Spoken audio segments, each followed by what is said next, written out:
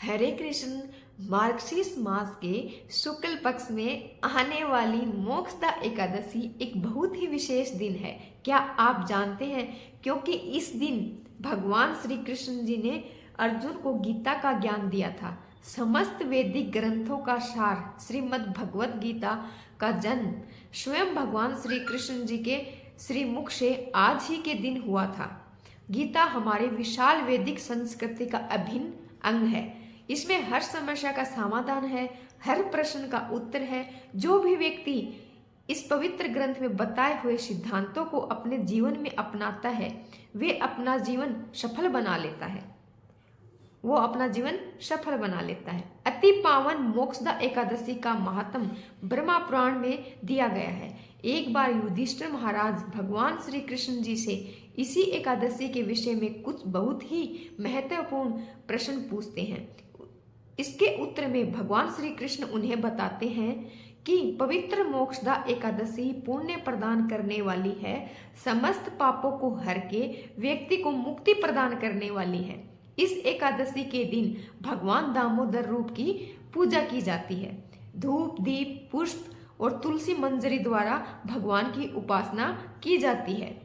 भगवान श्री कृष्ण जी बताते हैं कि जो भी व्यक्ति मोक्षदा एकादशी के महात्म का केवल श्रवण मात्र भी कर लेता है तो उन्हें भी अश्वमेध यज्ञ के समान पुण्य फल मिलता है। किसी के पूर्वज, माता पिता, पितर, रिश्तेदार अगर नरक की यातनाएं सह रहे हों तो उन्हें स्वर्ग का वास मिल जाता है। मोक्षदा एकादशी की कथा कुछ इस प्रकार है।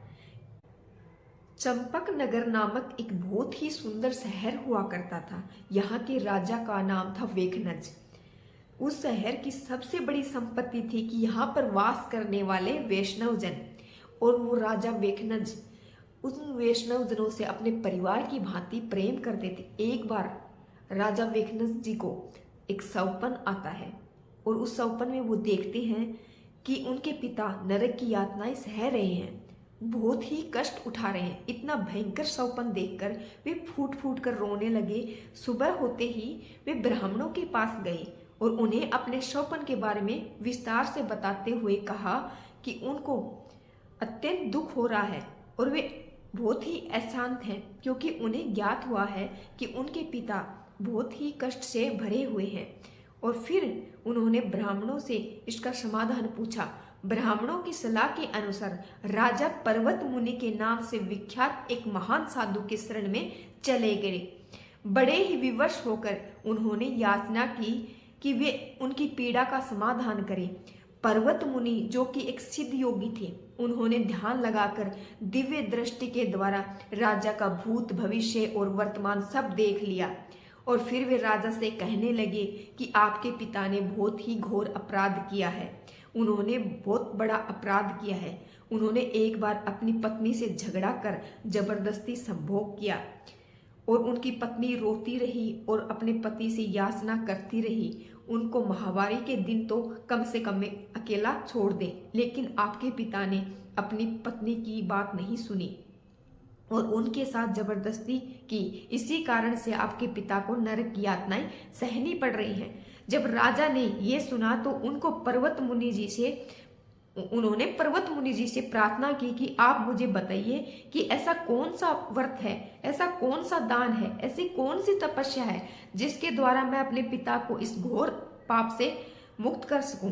पर्वत मुनि राजा को बताते हैं कि मार्गशीर्ष मास के शुक्ल पक्ष में आने वाली एकादशी का आप सख्ती से पालन करिए और उसका फल आप अपने पिताजी को अर्पित कर दीजिए। ऐसा करने से आपके पिता के सारे दुख खत्म हो जाएंगे और उन्हें मुक्ति भी प्राप्त होगी। राजा ने वापस आकर इस मंगलमय दिन की प्रतीक्षा की और एकादशी के दिन पूर्ण श्रद्धा के साथ सभी नियमों का पालन करते हुए एकादशी व्रत का पालन किया और उसका फल अपने पिताजी को अर्पित कर दिया।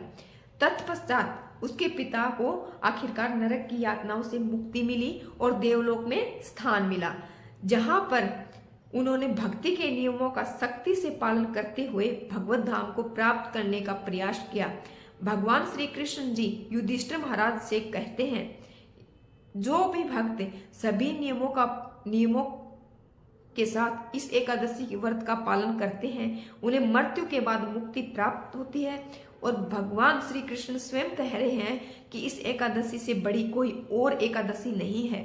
यह एकादशी चिंतामणि के समान है। हम इससे जो भी इच्छा करते हैं वे इच्छा अवश्य पूर्ण होती है। और साथ ही साथ भगवान ये भी बता रहे हैं कि जो भी भक्त आध्यात्मिक जीवन में आगे बढ़ने के लिए इस एकादशी का पालन करते हैं वे भगवत धाम को प्राप्त करते हैं और दोबारा कभी भी इस भौतिक जगत में जन्म नहीं लेते। विष्णु पुराण के अनुसार मोक्षदा एकादशी साल में आने वाली 23 एकादशियों के बराबर फल देती है। और जो भी भक्त इस एकादशी का पालन करते हैं उनके पितरों को भी भगवान के भगवत धाम जाने का अवसर प्राप्त होता है। इसलिए हमें भी इस एकादशी का पूर्ण श्रद्धा निष्ठा के साथ पालन करना चाहिए। शरीर से तपस्या तो करनी ही चाहिए, साथ ही आत्मा को भी उसकी खुराक देनी चाहिए। और आत्मा की खुराक क्या है वो तो आप सबको पता ही है। हरि संकीर्तन, हरे कृष्ण महामंत्र का जाप कीजिए, क्योंकि इस दिन भगवान श्री कृष्ण जी ने अर्जुन को भगवत गीता का उपदेश दिया था। तो आइए इस दिन भगवत गीता जरूर पढ़ें और सभी में इसका प्रचार भी अवश्य करें और मोक्षदा एकादशी का व्रत करें और उस व्रत का पालन भी करें। सभी नियमों का सख्ती से पालन करें। राधे राधे।